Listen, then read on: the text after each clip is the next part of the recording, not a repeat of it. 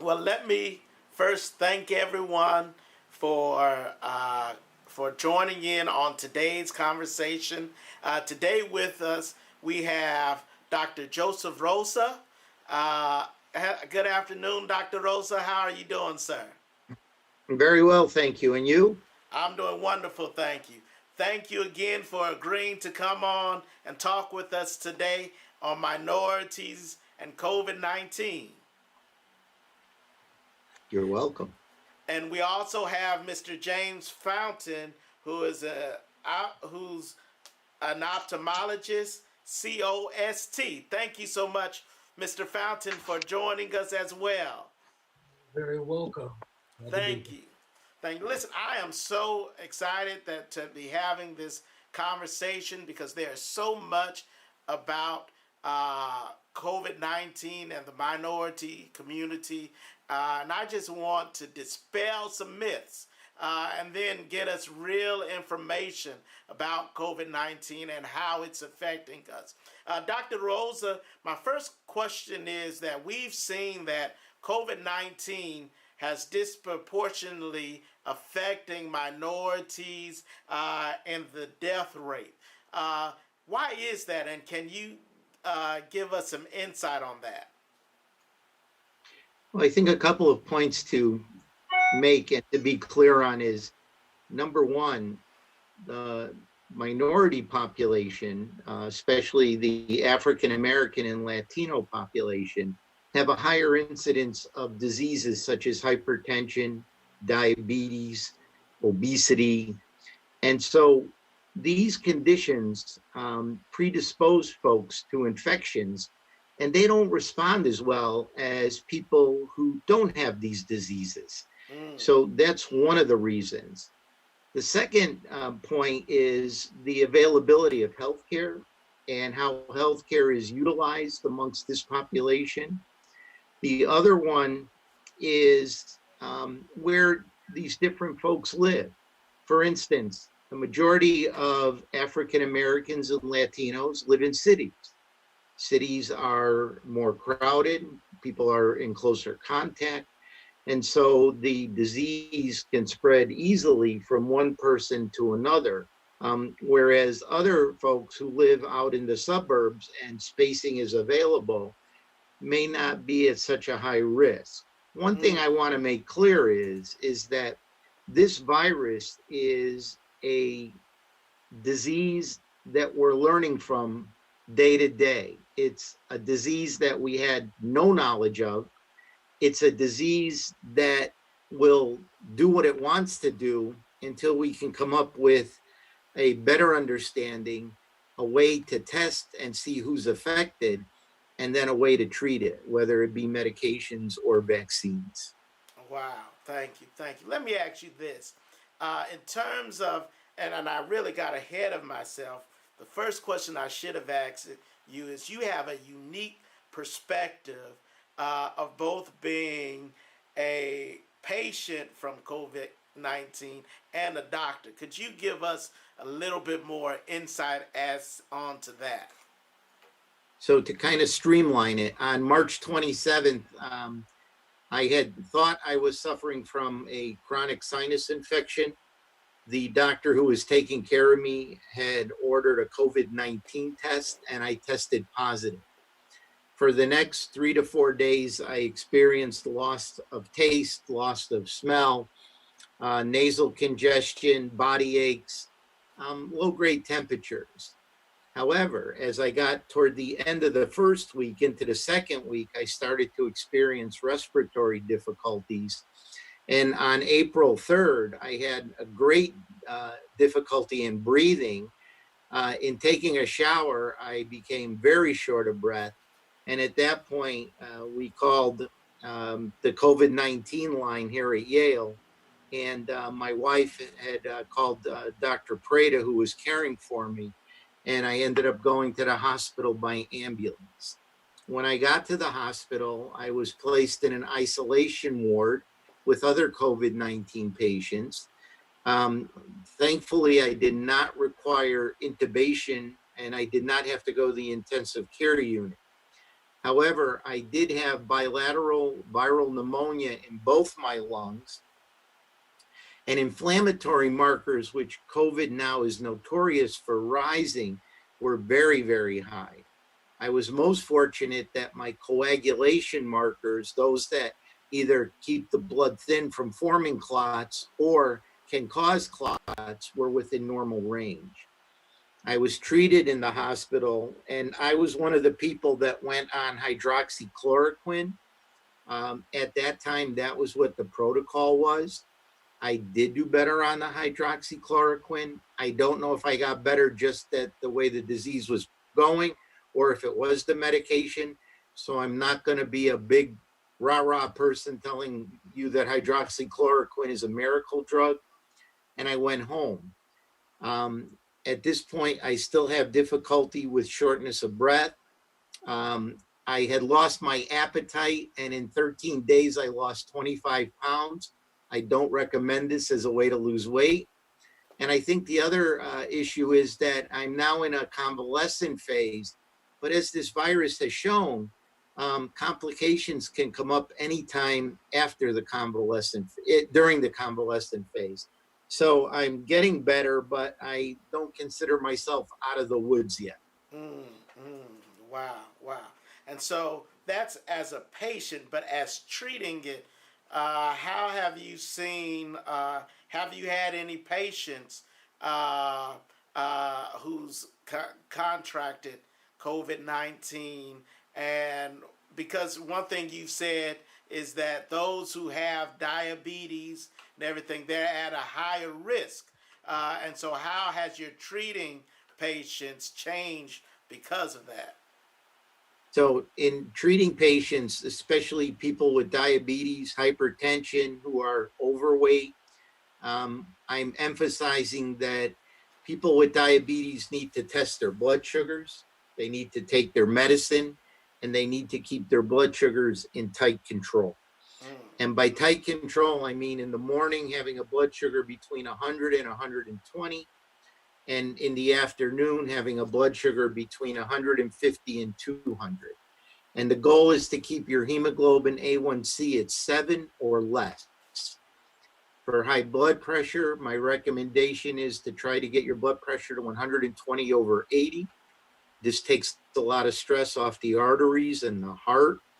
And I can't emphasize enough exercise, although it's kind of difficult now with the restrictions that stay at home. But if you can get out walking or cycling, or even cycling on a stationary bike to help lose weight, will be essential in helping you get through this. Excellent. James, have you taken any, are you exercising any? I'm cutting my grass. And that's actually good exercise. Yeah. We closed our gym here, so it's like, so there's really nothing to do, except, some home things. If you do some jumping jacks or toe touches, things like that. But outside of the realm of that, but even going back to even like what he was saying about diabetes, the key factor to what a lot of people have to realize is that even with the COVID-19, okay, it is a strand of the virus, okay? The strand isn't going to get you by itself. The strand looks for something to feed off of. Okay? So when you have these underlying autoimmune deficiencies, it lessens your resistance. So once, so you have a lot of people like Dr. Rose was saying, who are overweight, diabetes, asthma, all these things. It just looks for something just to sit on. And once it sits on it, then it starts infecting it. Just like it's not even a known factor that you can get COVID through the eyes, okay? It's a preventative that we wear shields and things like that. But that's when it comes to the infections, whether it be viral, bacterial, that's why you have a lot of people who get pink eye, which is medically called conjunctivitis.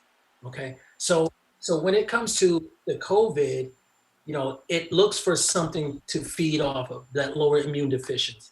Okay, so I just don't want people to get the perspective of, okay, here we have a virus that's just gonna go out there and kill you. No, it's feeding off of something to kill it. Mm. So that's I guess even when it comes to the reasons why the African Americans, Latinos are at such a higher rate. Like Dr. Rosa said, I mean, our diet is bad. Afro-American Latino men, they really don't like to go to the doctor. I'm guilty. And being in the medical field, I'm guilty, I am too. I am too. and these play the factors because people, you'd be surprised at how many people have diabetes that are walking around and don't even know it. So there are so many different things, high blood pressure, and they just don't get it checked. So if you're not getting it checked, then you're just a COVID-19 inhabitant just waiting to happen. Mm, mm, mm. So I You think that's what. you said some things, and I definitely want to come back to them about diabetes, people walking around with diabetes and not even knowing it. And COVID-19 really feeds off of that. But let me ask you so, one of the things that I heard when COVID-19 first came out, is COVID-19 isn't a minority disease. And I think pretty much both you and Dr. Rosa has pretty much squashed that notion that anybody is susceptible to COVID-19, and because of that, we have to be cautious and wary of what we do. So thank you for that. Let me ask. So, Dr. Rosa, are wearing masks really necessary? Absolutely. So when you wear a mask, you prevent transmission of the virus from your mouth out into the atmosphere. It's not going to protect you from getting COVID, but what you're doing is showing respect to your neighbor and in preventing transmission of the disease should you carry it. If everyone wears a mask out in public and follows social distancing and keeps their hands clean and away from their face, which is very difficult, will reduce the incidence of COVID. People who don't wear a mask, it's really kind of disrespectful. And it's disrespectful not only to your family, to your neighbors, to your friends, and to other people, but all of those healthcare workers that have been in hospitals for days and hours and are exposed to it and run the risk of bringing it home to their families. All that work that they did is you're negating it because you're not helping the mitigation or the ability of slowing this disease down and preventing its transmission. So absolutely, wearing a mask is essential. Let me ask you this, because I'm probably guilty of this. When I'm in my office, we don't have too many people coming through right now because to the public, pretty much we're still closed. We still have a couple of employees working here, and during the day, most of the time, I'm in my office for the most part. And so I don't have on a mask when I'm in my office. However, I may go and speak to one of the other employees at the church, but I still try and stay 6 feet away. Is that safety, or even in those situations, do I still need to wear a mask? So the CDC recommendation is if you're in your office and you're alone, or you're with someone you live with and you're sharing the same domicile, inside you don't need to wear a mask. However, I would recommend when you get in there in the morning, you get disinfectant, clean the computer keys, clean the computer, clean the phone, clean the desk. When you leave at night, do the same. Door handles are notorious for transmitting disease. Clean your door handles. If someone you don't know or is coming to visit you comes in to see you, I would recommend both of you wear a mask. But if you're there by yourself, as you can tell, James and I are here in the office by ourselves in different rooms. We're not wearing masks. Okay. Because again, we're by ourselves and we're in a contained environment. Excellent, excellent, excellent. And the other thing is too, like you said, I mean, it's not so much, it's nice to have a mask, but everybody's worried about what's coming out of our mouth and not so much what's coming off our hands. That plays a big factor as well. So even if you're in an office by yourself and you both have masks on, what did that person do before they came into your office? They opened your door. They sat down, they touched your chair, they stood up at your desk.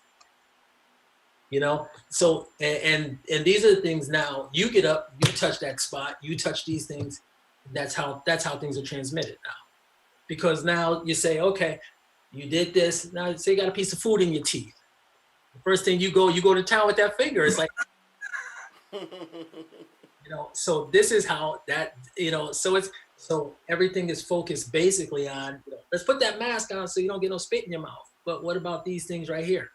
Washing of the hands, which should have been done years ago. And it's sad that the world has to come to this, to have to tell them to wash your hands now. Yes. But let me ask you this, and either one of you gentlemen can answer this question, but I was not a big hand sanitizer fan before this, but now I carry hand sanitizer around with me all the time. Is hand sanitizer, is that the answer? Is that the key to make sure that we kill this disease and the germs that's on our hands? Well, wait, I'll go. I'll just give my opinion. Then I'd like to hear yours. Okay. So number one, yeah, washing your hands is important, and hand sanitizer, which usually has alcohol in it and other chemicals, will destroy the virus and bacteria. So it's very important that you clean your hands and do it regularly. I'll give you an example. In the hospital, whenever we had outbreaks of bacteria like Clostridium difficile, which caused unrelenting diarrhea, or methicillin-resistant staph, you know what the problem was? People weren't washing their hands. And so what they did is they put a sign up that you wash your hands when you walk into a room to see a patient, and you wash your hands when you leave the room after seeing a patient. And you know how long we wash our hands for? We have to sing happy birthday to ourselves. When the song is over, our hands are clean. All right, James. Yeah, and I was going to say that exact thing. I mean, it's not good to make a practice of not washing your hands and using sanitizer all day. I've been a witness of seeing people just go in with a patient, come out, use sanitizer. Next one, use sanitizer. No, it's good. You have to wash your hands. You have to wash your hands. And even still, I mean, even using a sanitizer loaded with alcohol, and I think I shared this with you before. I said, once you start using that sanitizer all the time without washing your hands start feeling like the heels of your feet, because now you're scrubbing up all the good germs that your hands need, and you're just using alcohol on your hands. So it's a good practice just to use hand sanitizer all day, every day without washing your hands. Okay, so yeah, I would say wash your hands more times than you use hand sanitizer if possible. If you're out and you have no other choice and you have to squirt your hand to eat or something, that's fine. But make it a practice, make it a priority to wash your hands. So whenever possible, wash hands. Exactly. And another point to this is when you get in your car, get a disinfectant wipe. Wipe your steering wheel, wipe your gear shift, wipe the console where you push buttons, because you know what? The virus can be in your car too. So, and you're driving in your car, you run the risk of exposure. So you don't have to do it 58 times a day, but if you do it in the morning and when you're done at the end of the day, or if you come out of an area where you may have been at risk, it's always good to clean the inside of the car, especially the steering wheel, the gear shift, and the console. Wow, excellent. Let me ask you about, because these gloves, one issue is the hand sanitizer, but then the other issue is the gloves, with individuals reusing gloves, how we dispose of gloves, and then thinking we don't need to wash our hands or sanitize our hands because we use gloves. Can you speak on that? Can you two speak on that? You still have to wash your hands after you use your gloves, because 9 times out of 10, people don't know the proper way to dispose of gloves after they've worn them. They run the risk of cross-contamination. Once they take it off and they throw that one away, Now they use the other hand to take this one off. So they're already contaminated. And what I usually do is when I take the gloves off, before I take them off, I put hand sanitizer on the gloves, wipe them down, and then I take them off. Wow. Because again, the virus is still on the glove, Right. and your hand has no protection. And then after I take the gloves off with the hand sanitizer, I clean my hands with either soap or water. If that's not available, then with hand sanitizer.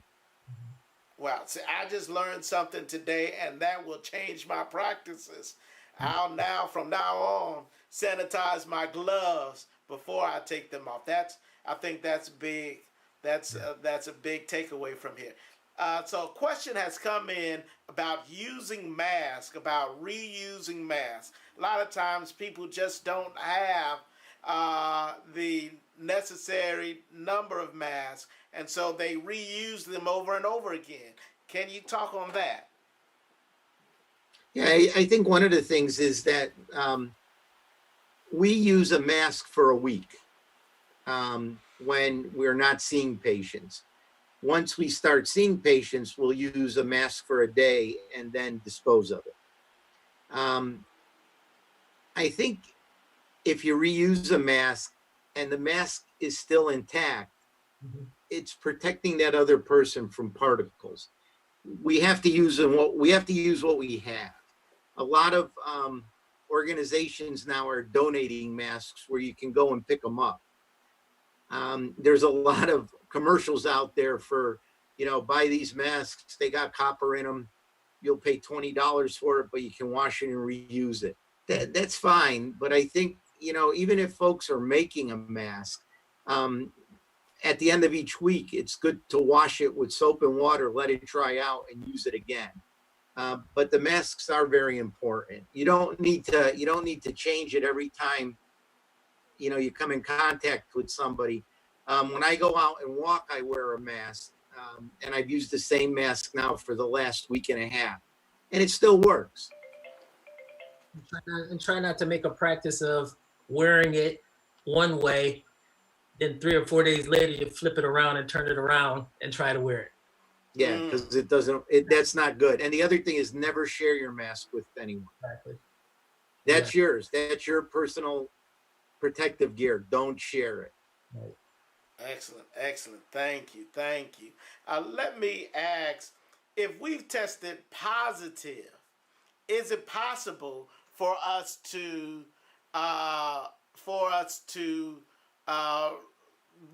if we tested positive and we recovered from COVID-19, is it possible to again contract COVID-19? So we don't know. We don't know how long antibody effects are. Disturbing information came out today that the antibody tests are about 50% accurate. So even if you test positive and you have antibodies, we don't know how accurate that test is. The recommendation is going to come out that you get tested again, at least 2 tests, to see if you truly have antibodies. The second thing is, again, this is a new virus. We don't know that much about it. So one of the things is that since I've had it, I'm about to get antibody tested. I still protect myself like I'm somebody who's never been exposed to it because I don't want to get it again. Mm-hmm. So I can't say you're protected and don't worry about it. We just don't know. Okay. All right. So a question has come in.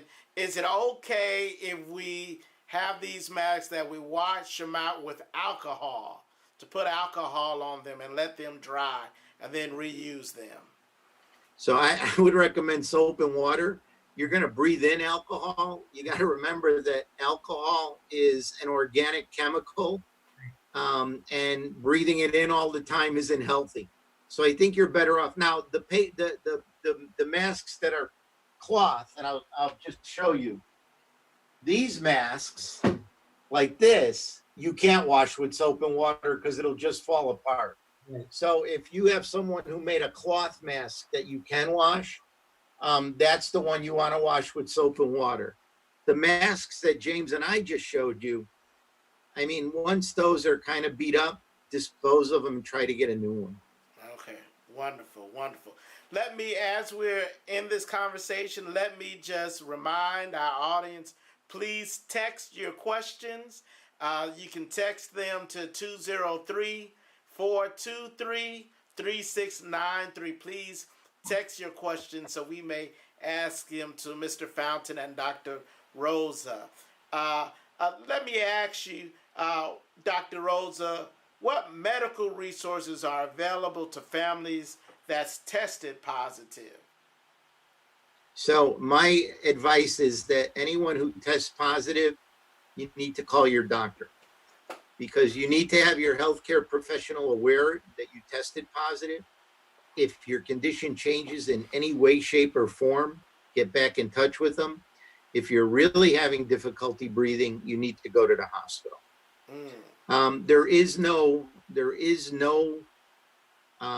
known medication that treats this. We're using an antiviral now called remdesivir.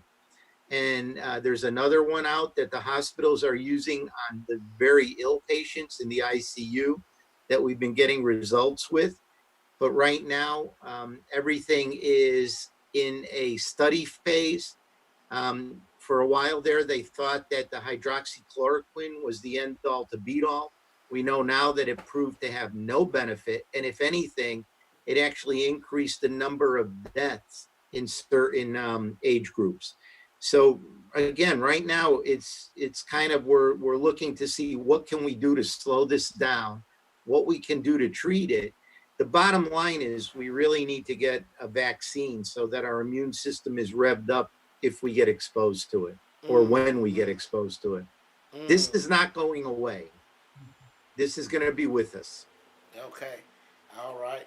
Let me ask Dr. Rosa, I know you have, our time is quickly coming to an end, but I know you have a passion to educate our community on diabetes and everything. Could you just tell us more about that? So back in 1995, I was the president of the American Diabetes Association for the state of Connecticut. And one thing that we noticed was that the African American and Latino populations had a higher incidence of complications. They went on dialysis. They had the strokes. They went blind from eye disease. And what we wanted to do was we went into churches on Sundays, and after services, we talked to those folks about diabetes and why it's important to treat it to prevent these complications. In my opinion, diabetes should be a level playing field, and the risks shouldn't be greater for one population as compared to another. Now, the African American population and Latino population have always had a disadvantage because it was hard for some of those folks to get health care. What our goal is, James and I want to have sessions where we can talk about diabetes, answer people's questions, emphasize the importance. And what we hope to do is improve their diabetes control, lowering, number one, their risk of complications such as going blind, having to lose their kidney function and going on dialysis, having amputations, having strokes, heart disease, and dying from heart attacks. We want to emphasize changing behaviors, getting rid of tobacco, limiting alcohol consumption, lowering fat in diets, and promoting exercise. And then the following point that you two gentlemen pointed out is getting you to the doctor on a regular basis so we can monitor things and prevent a disaster from happening. So that's my goal. By the time I retire, if I can help make a dent in these populations with regard to complications, then I will consider myself successful. Wow. Thank you. Let me ask, a question just came in. Is there a particular mask we should use versus others? So the mask of masks is the N95 mask, which you pretty much can't get hold of. So you can use any mask, what did I do with it? Hold on. You can use a mask like this, which is a surgical mask, to cover your face. What else you showing? That's an It's N95. I got right here. Thank you. So this is the N95 mask. Now, these usually sold for like 70 cents, but when the pandemic came, they went up to $7, and they're hard to get a hold of. So these masks are affordable. They protect you from sending particles out. If people wore masks, this one my daughter-in-law made, she's in Florida. She was confined to home, so she started making masks, and she's donated over 300. And I wear this mask when I go out. It's made of cloth. I put one of these masks on the inside to further protect things. And what I'm hoping is that either a cloth mask like this or this type of mask would be adequate in preventing you from transmitting the disease to others. And wash your hands. Wonderful. Let me ask, because we see a lot of masks that's out there that have the filters in them. Are they any more effective than your surgical mask? I mean, again, I don't, the masks that have filters in them and other things, I don't know what kind of filters they're putting in. I don't know if they're the equivalent of the N95. You have to have a tight seal around your face. Right now, I think a lot of people take advantage of the situation, and they try to make money off of these products that they're promoting. For instance, those copper compression sleeves and knee pads and ankle pads are something that, they're saying you have Favre and Jerry Rice promoting it, and, they don't have arthritis anymore. To me, that's all Madison Avenue. Now copper compression came out with a mask you can wear that has copper infused to protect you from bacterial overgrowth. I don't know how true it is. They're charging you $20 for a mask when you don't have to spend $20 for a mask. I see people wearing bandanas over their faces.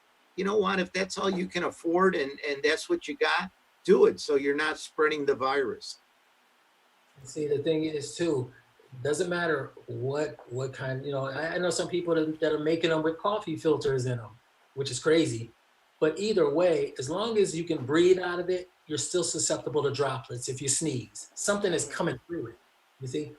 So that's why the N95s, they're kind of built kind of like Ford Tough. They're like really, really snug, and they keep everything in, and it's a little more protection. So I do think some are better than others. They really are. But I mean, as long as you have something, they're really trying to push that people just be aware of just making sure your mouth is covered, your nose is covered. That's really the key right there, because it's going to lessen the percentage of people who get infected. Like I said, he said it's not to protect me from you, but you from me. So. And I think if you really want recommendations, call your local board of health and ask them, what kind of mask should I wear and where can I get a mask? Because a lot of times if they have them, they'll give them to you. Mm-hmm. Wonderful, wonderful. I do know that here in Stamford that our city has done a phenomenal job of trying to hand out masks, having different sites where they're handing out masks. And I do encourage everyone to look at that information. And you can go to stanfordct.gov to find out exactly when they're doing the mask giveaway and to get information, as well as testing for COVID-19. One of the things in speaking with some of our officials here in Stamford, one of the challenges they've been trying to overcome is offering the test and individuals not taking advantage of the test.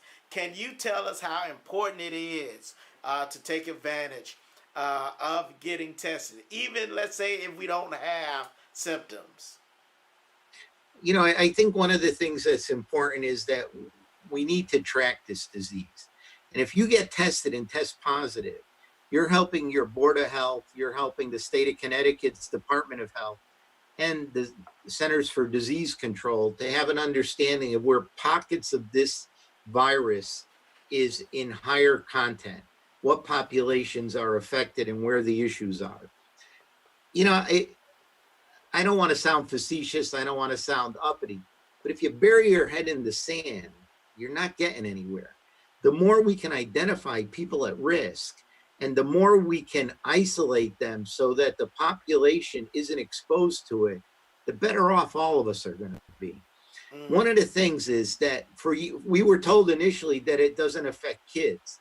Now we're seeing children come in with this Kawasaki-like inflammatory disease where they're dying from heart failure, kidney failure, their lungs are being eaten away. And it's all because kids have this really great immune response and all these inflammatory markers go through the roof and it attacks that child's body and it destroys it. So not, you know, to get tested, you're not doing it for yourself, but you're doing it for your family and your community. Wow, that's good. Let me ask you, so how do you determine whether or not, if you're, let's say you have asthma and you have breathing issues, how do you determine whether or not you're just suffering from your regular asthma problems or if it's something more serious and we need to get checked out because it could be COVID-19? Well, I'm the perfect example. I thought I had a sinus infection and the whole thing was my allergies, and it turned out I had COVID-19. I think if you don't feel well and have symptoms, you should get tested. If you have asthma, if you have diabetes, if you have heart disease, if you're a cancer survivor or somebody who has cancer on chemotherapy, if you're someone who has a kidney transplant on immunosuppressive drugs, if you have chronic liver disease, if you have a history of chronic of cerebrovascular disease like a stroke, you are somebody who is at risk. And if you don't feel well and they offer you a test, by all means, I would get it. And you know what? I would call my doctor. There's a lot of people with diabetes I've sent for tests because I'd rather know now than have to find them in the intensive care unit on a ventilator and not doing that well. Wow.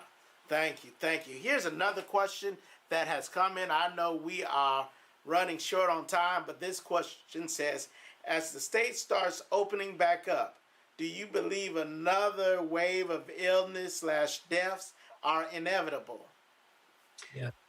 So what I believe is that when the state starts opening up, we may see a rise in cases. Can I say that there's going to be a drastic rise in the number of people who die from it? I don't know. But here's the problem. Look at what happened in Missouri at that resort where they opened it up. There was no social distancing. There was no hand cleansing. They're all together. And now I'm going to bet you that you're going to see Missouri have a rise in COVID-19 because these people didn't follow the guidelines. My recommendation is, as we open up, be smart about it. Wear your mask, social distance, wash your hands. You know, if family wants you over for a visit, sit outside and 6 feet apart. And, you know, use separate. It was interesting. They had an epidemiologist from Harvard on who was talking about backyard barbecues. And he was saying, number one, you don't put a common bowl out with potato chips where people stick their hands in it. Great way to transmit COVID. Number two, when you serve dinner, each plate you individually put the food on and hand it to the person. Use plastic utensils and get rid of them, you know, and avoid sharing things, you know, and these are things that we just have to do. Our lives are going to change. But I mean, you know, I think about it when he was mentioning that, you know, with my kids, every time we had a party, the kids would stick their hands in the potato chip bowl, stick their hands in their mouth, and the hands went back into the potato chip bowl. What a way of transmitting COVID-19. You know, Yes. we just have to be careful. Yeah. Let me ask you this, as we're talking about reopening, last question, and then I'm going to turn it over to you gentlemen to say anything you'd like to say for final comments. But the last question is, as churches begin to reopen, what things should we take into account? And what are some practices that we should put into place as we look at reopening? So I would strongly recommend following the CDC guidelines. And, we're not going to expect to see churches full. We're going to have social distancing initially until we see what kind of outcome occurs from it. So Governor Raimundo in Rhode Island has this plan where she does things in 2-week intervals. And they've opened churches in Rhode Island now. But what was interesting is they showed the pews with X's on them where people could sit, and they were separated on it. And she was recommending 25% of the congregation, not a full church, but 25% at a time. And those folks that go will be there at the service. Other folks, maybe we have to continue streaming it. One person said to me, God would never allow us to get this disease in his house. My answer came from what I learned in college once, and that was that God acts in mysterious ways. And maybe the way God prevents us from getting this is that he has people that are very smart and are following this and giving us recommendations. Yes. And maybe these recommendations are from God's mouth to their ears. Yes. And maybe that's what we should be following. Yes, I totally agree. I'm 100% with you. So thank you for that. For clarity, it was asked, should everyone be tested?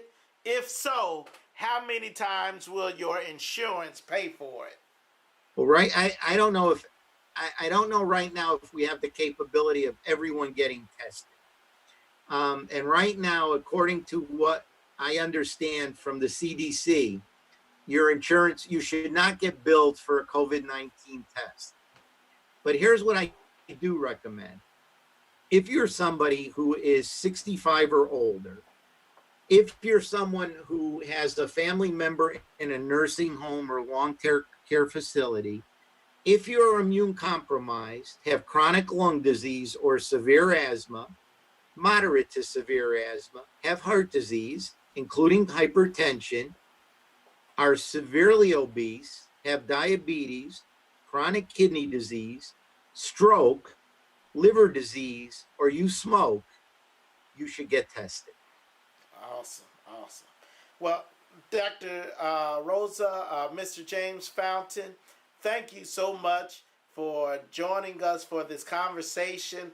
We will, for those of you who would like more information and would like to be in contact with Dr. Rosa, on our Facebook page, we will post his information so you may get in contact with him if you would like. That will be up no later than tomorrow. But Dr. Rosa, Mr. Fountain, would you please give us your closing comments followed by Dr. Rosa? I want to mention too, even in this whole COVID thing, there are, everybody looks at the big illnesses. But, being in ophthalmology, I've dealt with eyes for over 30 some years now. And now there is dealing with viral conjunctivitis, okay? That's what a lot of people will simplify and call it pink eye. So with that, it's known to be present now with upper respiratory issues, okay? And that's another thing that COVID affects is the upper respiratory. That's why you have so many people who get short breath and really can't breathe. So right now, this is also a symptom of COVID-19.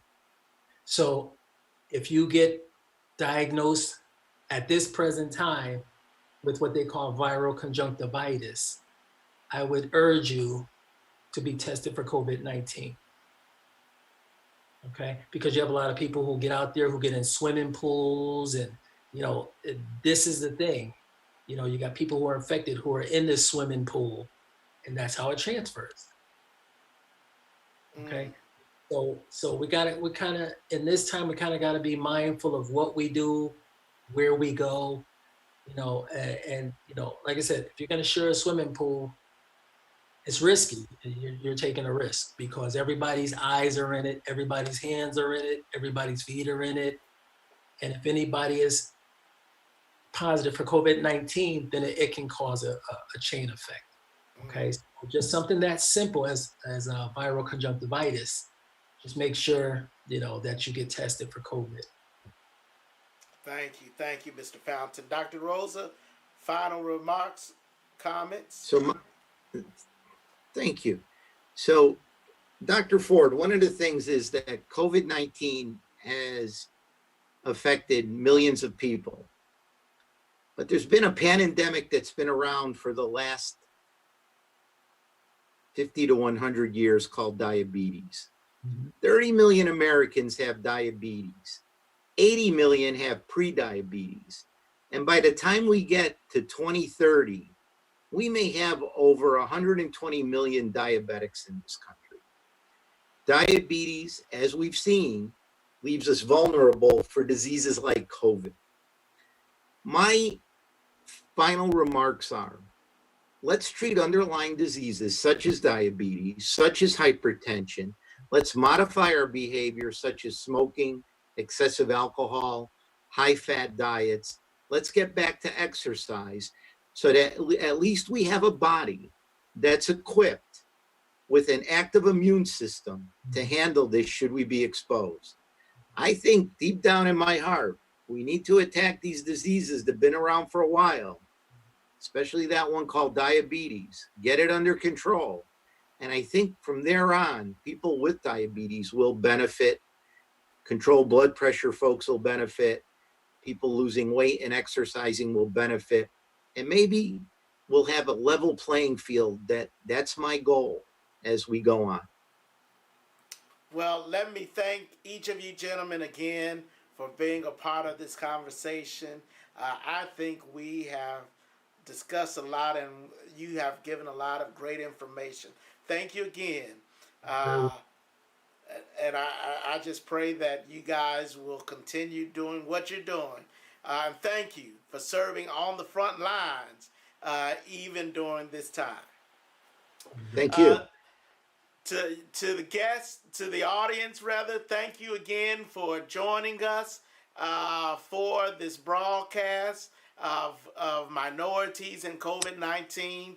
As I said, if you would like to contact Dr. Rosa, Mr. Fountain, we will have their information on our Facebook page tomorrow so that you may contact them with any further questions you may have. Thank you again for joining in.